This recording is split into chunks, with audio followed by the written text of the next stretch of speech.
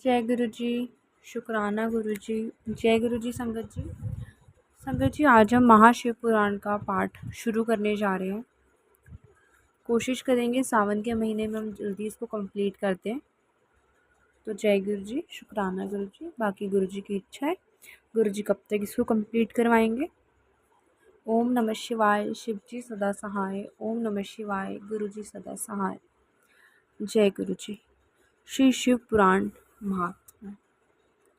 भगवान व्यास जी के प्रिय शिष्य सूत जी शौनकादि ऋषियों ने आग्रह पूर्वक शिव पुराण सुनने की प्रार्थना की तो सर्वप्रथम सूत जी बोले, हे ऋषियों, आप सब लोग धन्य हैं जो आप में शिव जी की उत्तम कथा सुनने की प्रीति हुई है। आपके सामने उत्तम शिव भक्ति बढ़ाने वाला तथा शिव को प्रसन्न करने वाला काल रूप सर्प का नाश करने वाला रसायन रूप शास्त्र सुनाता हूँ। इस शास्त्र का वर्णन श्री शिव जी ने स्वयं अपने श्री मुख से श्री संत कुमार जी से किया, इसलिए इसे शिव महापुराण कहा गया है। इसके सुनने, पठन और मनन से कलयुगी जीवों का मन शुद्ध होता है तथा शिव में भक्ति दृढ़ होकर शिव पद की प्राप्ति होती है। हे महर्षियों, सर्व प्रकार के दान एवं यज्ञों को के करने से जिस फल की प्राप्ति होती है वह फल शिव पुराण के श्रोता को अनायास ही मिल जाता है। इस ग्रंथ की 7 संहिताएं हैं और इसमें कुल 24,000 श्लोक हैं। संहिताएं इस प्रकार हैं: विद्वेश्वर संहिता, रुद्र संहिता, शतरुद्री, कोटि रुद्री, उमा संहिता, कैलाश संहिता तथा 7वीं वायु संहिता वाला यह शिव महापुराण तथा दिव्य है, सर्वोपरि ब्रह्मतुल्य है तथा शुभ गति देने वाला है। आत्मवेता पुरुष को इस पुराण का सदा सेवन करना चाहिए। आसक्त पापी देवराज की मुक्ति की कथा। सूत जी बोले, हे श्रेष्ठ ऋषियों, जो दुराचारी, पापी, कामी एवं दुष्ट जन हो वे भी इस कथा के द्वारा शुद्ध हो जाते हैं। लालची, मिथ्यावेशी, माता पिता को दुख देने वाले, दंभी, पाखंडी, हिंसक, पतित, द्वेषी, क्रूर आत्मा, निर्दय पुरुष की भी कलयुग में इसके द्वारा पवित्र हो जाता है। इस प्रसंग में एक प्राचीन इतिहास आपको सुनाता हूँ, जिसके श्रवण करने पर सभी पापों का नाश होता है। किरात नगर में एक दरिद्री और दुराचारी ब्राह्मण रहता था, जो धर्म एवं देवों से विमुख था। संध्या वंदन तो क्या, वह स्नान तक भी नहीं करता था। उसने अधर्म के द्वारा बहुत सा धन इकट्ठा किया। एक बार एक तालाब पर स्नान करने गया। वहाँ एक शोभावती नाम की वैश्या भी आई थी। वह उसे देखकर व्याकुल हो गया। वह वैश्या भी एक धनी पुरुष को अपनी ओर आकर्षित देखकर परम प्रसन्न हुई।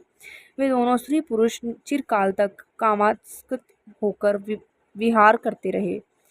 उस ब्राह्मणाधम को उसके माता पिता आदि ने बार बार समझाया, परंतु उसने उनकी एक न मानी। उस नीच ने एक दिन रात्रि में ईर्ष्या के कारण सोते हुए माता पिता तथा स्त्री को मार डाला और धन संपत्ति ले जाकर वैश्या को दे दी। देवयोग से वह प्रतिष्ठापुर में आ गया। वहां उसने एक शिवालय देखा जिसमें अनेक साधुजन एकत्र थे। वह ब्राह्मण वहाँ बीमार पड़ गया। इसी अवस्था में उसने एक ब्राह्मण के मुख से शिवजी की परम पवित्र कथा सुनी। इस एक मास के अनंतर वह देवराज नामक ब्राह्मण मर गया। यमदूत उसे पकड़कर यमपुरी ले गए। उसी समय शिवलोक से शिवजी के दूत त्रिशूल लिए, भस्म लगाए, रुद्राक्ष धारण किए उसे लेने यमलोक में पहुँचे और यमदूतों से देवराज को छुड़ा लिया। फिर उसे दिव्य विमान पर चढ़ाकर कैलाश पर ले जाने लगे। उस समय यमपुरी में भारी कोलाहल हुआ। उसे सुनकर स्वयं यमराज वहां आए और साक्षात शिव के समान उनके 4 दूतों को देखकर उनकी यथाविधि पूजा की। धर्मराज ज्ञान के द्वारा सब कुछ जान गए थे।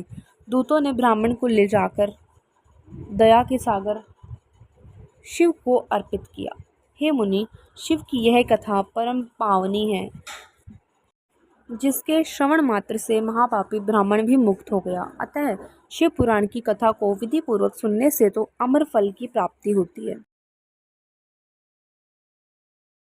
चंचुला की कथा। समुद्र के तट पर स्थित देशों के अंतर्गत वाशकल नामक एक ग्राम के निवासी स्त्री पुरुष दुष्ट प्रकृति और पाप बुद्धि के थे। पुरुष पशुवृत्ति के और स्त्रियां व्याभिचारिणी थीं। उस ग्राम के बिंदुक नामक एक ब्राह्मण भी रहता था।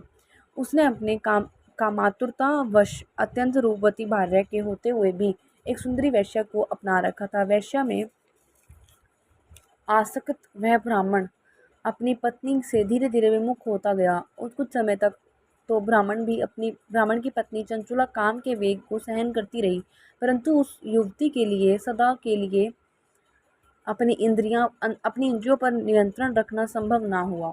फलतः वह एक जार से रति करने लगी। एक रात्रि को बिंदुक ने अपनी पत्नी को पर पुरुष के साथ रमण करते हुए देखा तो वह क्रोध में विक्षिप्त हो उठा। जार पुरुष तो वहां से भाग गया और अब बिंदुक अपना सारा क्रोध अपनी पत्नी पर उतारने लगा तथा मुक्कों से उसकी पिटाई करने लगा। चंचुला ने अपने पति से विनय पूर्वक कहा कि जब आप मुझ जैसी पतिव्रता और रूपवती युवती को छोड़कर वैश्यागमन करते हो तो मैं कितनी दुखी होती हूँ, इसका आप अनुमान तो लगाइए कि भला मैं किस प्रकार सुदीर्घ काल से काम पीड़ा को सहन कर रही हूँ और कितना सहन कर सकती हूँ, यह सब आप सोच समझकर बताइए। पत्नी के वचनों को सुनकर दुर्बुद्धि बिंदुक बोला, प्रिय, तुम्हारा विश्लेषण सत्य है। तुम निर्भर हो मुझ पर तो तुम निर्भय होकर जार पुरुषों के साथ विहार करो, परंतु उन्हें रति सुख देकर बदले में उनसे धन कमाओ। उस उस धन से हम दोनों का बहुत लाभ होगा। चंचुला ने अपने पति की आज्ञा को स्वीकार कर लिया और फलतः दोनों कुकर्मी हो गए। समय आने पर बिंदुक की मृत्यु हो गई और वह नरक में अनेक दुख भोगकर पिशाच योनि में उत्पन्न हुआ। चंचुला का यौवन भी परपुरुष का संग करते करते बीत गया। एक बार वह अचानक भ्रमण करती हुई गोकर्ण क्षेत्र में आई और वहां उसने मंदिर में एक पंडित जी को कथा सुनाते हुए देखा। वह वहां बैठकर दत्तचित्त होकर कथा सुनने लगी। उसने कथा में जार पुरुषों के आसक्त स्त्रियों के दुष्परिणाम नरक भोग की व्यथाजनक बात ज्यों ही सुनी त्यों ही वह कांप उठी। कथा की समाप्ति पर सब लोगों के चले जाने पर वह कथावाचक ब्राह्मण के चरणों में गिर गई और रोने लगी। ब्राह्मण द्वारा पूछे जाने पर चंचुला ने अपनी सारी करनी कह सुनाई और रो रो कर ब्राह्मण से अपने उद्धार का उपाय पूछने लगी। ब्राह्मण ने कहा कि जिस शिव पुराण की कथा को सुनकर तुम्हारे चित्त में विवेक जागृत हुआ है, उसी पुराण को सुनने से तुम्हारे को मोक्ष की प्राप्ति हो सकती है। जिस प्रकार निर्मल दर्पण में प्रतिबिंब सही दिखाई देता है, उसी प्रकार शिव पुराण को सुनने से विशुद्ध हुए चित्त में अंबिका सहित भगवान शंकर का साक्षात्कार हो जाता है। शिव जी की कथा श्रवण मनन से चित्त शुद्धि का तथा गणेश कार्तिकेय सहित शिव की भक्ति प्राप्त होती है। शंकर का भक्त उनकी कृपा से देव दुर्लभ मुक्ति पा लेता है। अतः हे ब्राह्मण स्त्री, तुम्हारे कल्याण का एकमात्र उपाय शिव पुराण का श्रवण ही है। ब्राह्मण के वचन सुनकर उसके प्रति आभार प्रकट करती हुई चंचुला उससे ही शिव कथा सुनाने का अनुरोध करने लगी। ब्राह्मण ने उस दिन अबला की प्रार्थना को स्वीकार किया। चंचुला ब्राह्मण द्वारा बताई विधि से स्नान करके जटा वल्कल धारण करके शरीर पर भस्म लगा और रुद्राक्ष धारण करके तथा जितेंद्रिय होकर श्रद्धा भक्ति पूर्वक शिव पुराण का श्रवण करने लगी। इस प्रकार शिव के ध्यान में मग्न होकर ही चंचुला ने अपना शरीर त्याग किया और शिवपुरी में पहुंचकर उमा सहित भगवान शंकर के साक्षात दर्शन किए। उसकी श्रद्धा भक्ति को देखते हुए पार्वती ने उसे नित्य के लिए अपना समीप प्रदान किया। शौनक जी ने सूत जी से निवेदन किया कि वे चंचुला का और आगे का वृतांत सुनाने की कृपा करें। तब सूत जी ने कहा, हे मुनीश्वर, चंचुला ने अपनी निश्चल भक्ति से भगवती पार्वती का सानिध्य प्राप्त कर लिया था। एक दिन उसने दया करुणा की स्रोत स्वनी भगवती पार्वती से अपने पति के संबंध में जिज्ञासा की तो भगवती ने उसे बताया कि बिंदुक नरक की अनेक यातनाएं भोगने के उपरांत इस समय पिशाच योनि में पड़ा हुआ है। और कष्ट में जीवन बिता रहा है। यह सुनकर चंचुला खिन्न और उद्विग्न हो उठी। वह भगवती की अनेक प्रकार से स्तुति वंदना करके उनसे अपने पति के उद्धार की याचना करने लगी। अपने भक्तों को कृतकृत्य करने वाली माता पार्वती ने तुम्भ्रु गंधर्व को बुलाकर उसे विंध्याचल पर्वत पर जाकर वहाँ पिशाच योनि में पड़े बिंदु को शिव पुराण सुनाने और इससे उसका उद्धार करने का आदेश दिया। माता की आज्ञा को शिरोधार्य करते हुए तुम्भ्रु विंध्याचल पहुंचा और वहां उस पिशाच को बलपूर्वक बिठाकर तथा कथा सुनाने लगा। शिव कथा के आयोजन को सुनकर देवता लोग भी वहां पहुंच गए। इससे श्रोताओं का वहां एक सुंदर समाज जुट हो गया। तुम्भ्रु से शिव कथा सुनकर जहां अन्य सभी उपस्थित सज्जन कृत्य हो गए, वहां बिंदुक निष्पाप होकर पिशाच योनि से मुक्त हो गया। बिंदुक अब निरंतर शिव जी का गुणगान करने लगा। भगवान शंकर ने उसकी अचल प्रीति को देखकर उसे अपना गण बना लिया। सूत जी बोले, हे शौनक महाराज, इस प्रकार इस शिव पुराण की कथा बड़े से बड़े पापियों का उद्धार करके उन्हें सद्गति प्रदान करने वाली है। संपूर्ण श्री शिव पुराण विद्वेश्वर संहिता प्रथम खंड। तीर्थराज में मुनियों का समागम। श्री व्यास जी बोले, एक समय की बात है कि श्री गंगा जी तथा कालिंदी के संगम परम पावन प्रयागराज में सभी ऋषियों मुनियों का समागम हुआ। उस समय पौराणिक सूत जी वहाँ आए तो सभी ऋषि मुनियों ने उठकर उनका आदर सत्कार किया और यथा पूजा सत्कार करके आसन दिया और उनसे हाथ जोड़कर कहने लगे, हे मुनीश्वर, कलयुग में सभी प्राणी पाप ताप से पीड़ित होकर सत्कर्म से रहित, पर निंदक, पर स्त्रीगामी, दूसरे की हत्या करने वाले, देहाभिमानी, आत्मज्ञान रहित, नास्तिक, माता पिता से द्वेषी और स्त्रियों के दास हो जाएंगे। वैश्य भी संसार से हीन, अपने धर्म से रहित, कुमार्गामी होंगे। ऐसे ही शूद्र भी अपने कर्म को छोड़कर तिलक छापा लगाकर ब्राह्मणों का सा आचार करने वाले, नकली तपस्वी, ब्राह्मणों के तेज हरता, शालिग्राम आदि पाषाणों का दंभ से पूजन करने वाले, कुकर्मी, विद्यावाद, विवादी, धर्मलोपक, दंभी, अभिमानी, क्रूर, धर्म वर्ण के नाशक, दुष्कर्मी होंगे। स्त्रियां भी धर्म से रहित हो जाएंगी। वे तमोगुण वाली, पति से विमुख, यार के साथ रहने वाली, माता पिता की भक्ति से रहित, नित्य रुग्णा रहा करेंगी। तब उनकी नष्ट बुद्धि संतानों की दशा भी क्या होगी? वे सद्गति को किस उपाय से प्राप्त होंगी? अतः इस दुख से निवारण कराने वाला कोई सरल उपाय बताइए। मुनियों की ये बात सुनकर सूत जी शंकर जी का ध्यान करके कहने लगे, श्री शिव पुराण की संहिताओं के भेद। सूत जी बोले, हे मुनीश्वरों, आपने लोक हितकारी उत्तम प्रश्न किया है। कलयुग के पापों का नाश करने वाला परमार्थ दायक यह शिव पुराण वेदांत का भी सर्वस्व है, जिसके पढ़ने सुनने से मुक्ति पद की प्राप्ति होती है। व्यास के द्वारा कहे गए इस पुराण का बहुत ही महत्व है। व्यास जी का कथन है कि इस शिव पुराण का एक या आधा श्लोक भी कोई पढ़ेगा तो पाप से छूट जाएगा और सावधानी से पूरा पाठ करेगा तो जीवन मुक्त हो जाएगा। इसके अनुसार आचरण करने वाला तो एक एक अश्वमेघ यज्ञ का फल प्राप्त करता है। शिवजी ने इस सुधा को स्वयं उपनिषद रूपी समुद्र से मंथन करके निकाला है। अतः जो कोई इसका पान करेगा वह अमर हो जाएगा। इसमें धर्म, अर्थ, काम और मोक्ष चारों पदार्थों का विवेचन है, उनकी प्राप्ति के उपाय हैं तथा शिवजी की लीला और सभी ज्ञान विज्ञान हैं। शिवजी ने इससे पहले 1,00,000 श्लोकों का बनाया था।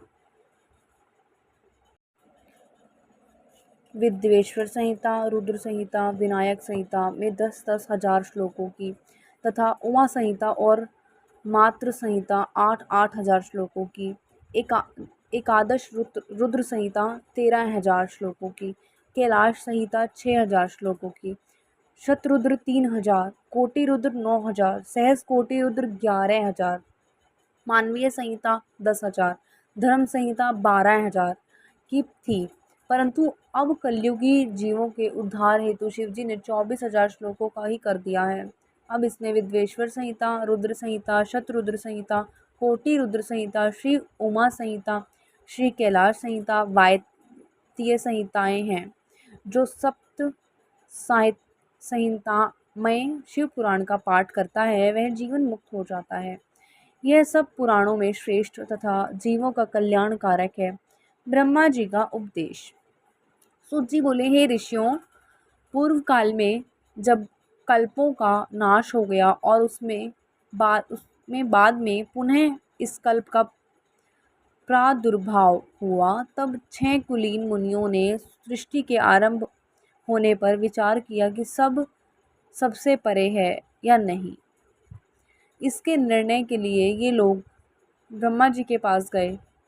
ब्रह्मा जी ने कहा कि जो सबसे पहले उत्पन्न हुआ है उसमें मन वाणी की कोई गति नहीं है तथा जो ब्रह्मा, इंद्र, रुद्र आदि महाभूतों और इंद्रियों की उत्पत्ति एवं सारे जगत की उत्पत्ति करने वाला है, वही सबसे परे है।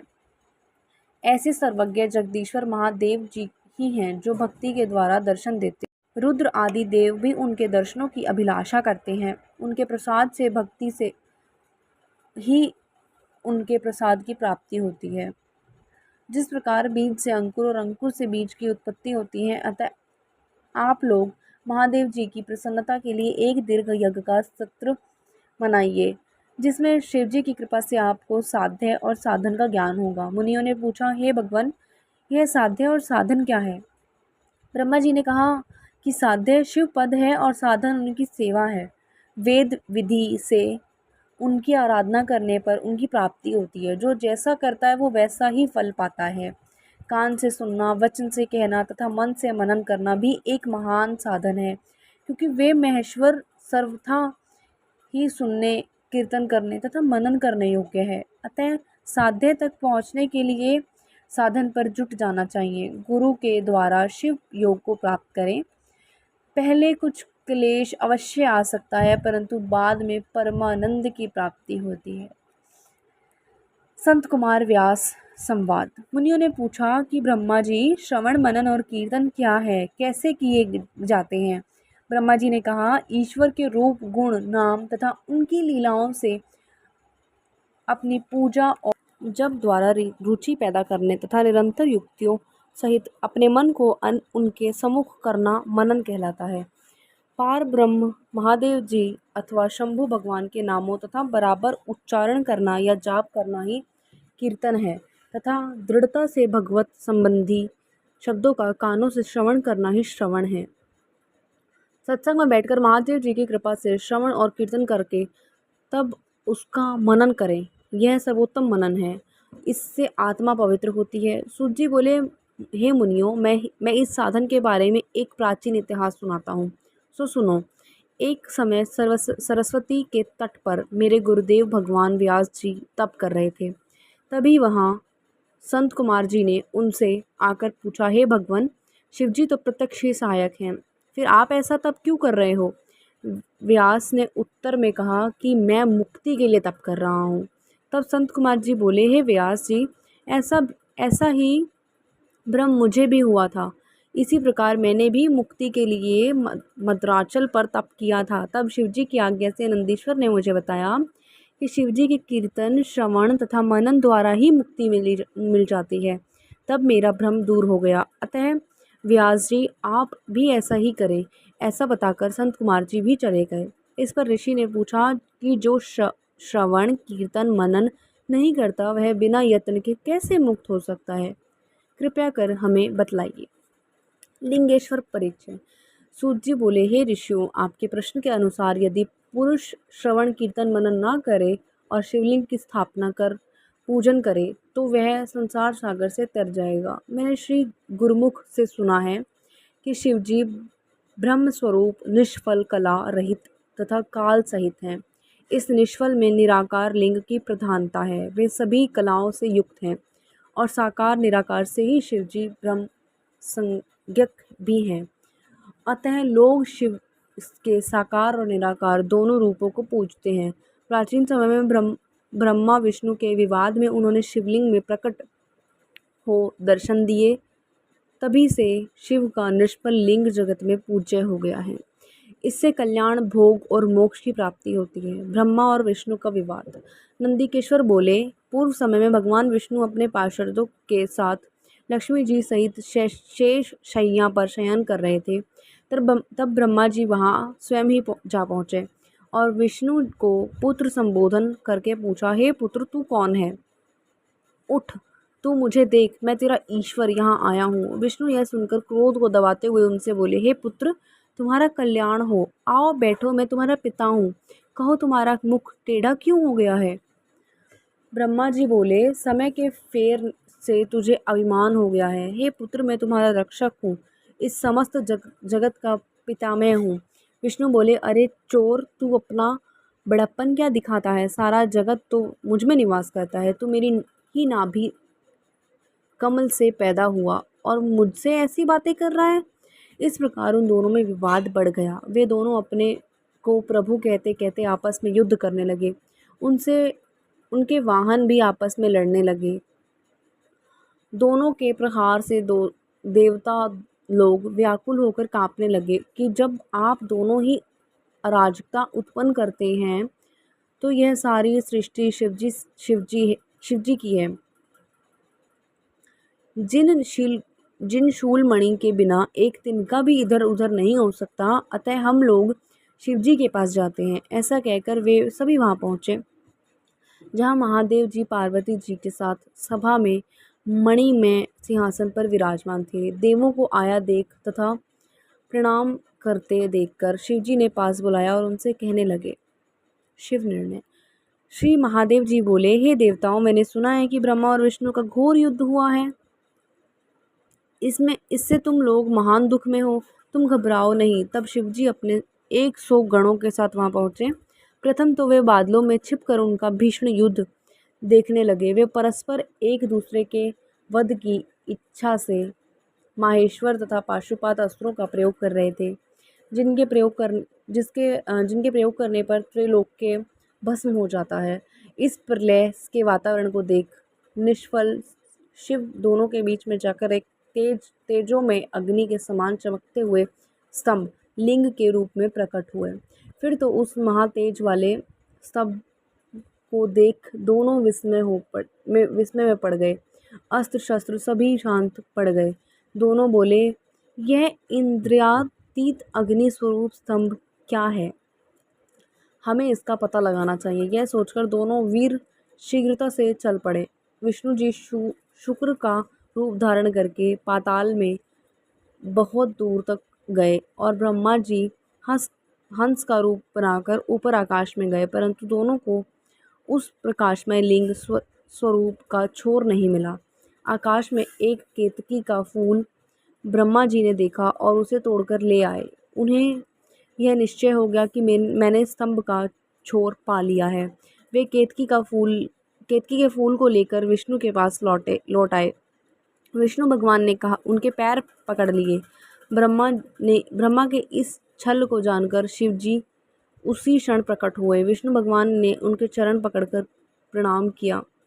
विष्णु की इस महानता से भगवान शिव बहुत ही प्रसन्न हुए। उन्होंने प्रसन्न होकर उनकी सत्यवादिता की प्रशंसा की और अपनी समता प्रदान की। जय गुरु जी, शुक्राना गुरु जी। संगत जी, आज के लिए बस इतना ही। नेक्स्ट हम कल से स्टार्ट करेंगे। ओम नमः शिवाय। शिव जी सदा सहाय। ओम नमः शिवाय। गुरु जी सदा सहाय। जय गुरु जी।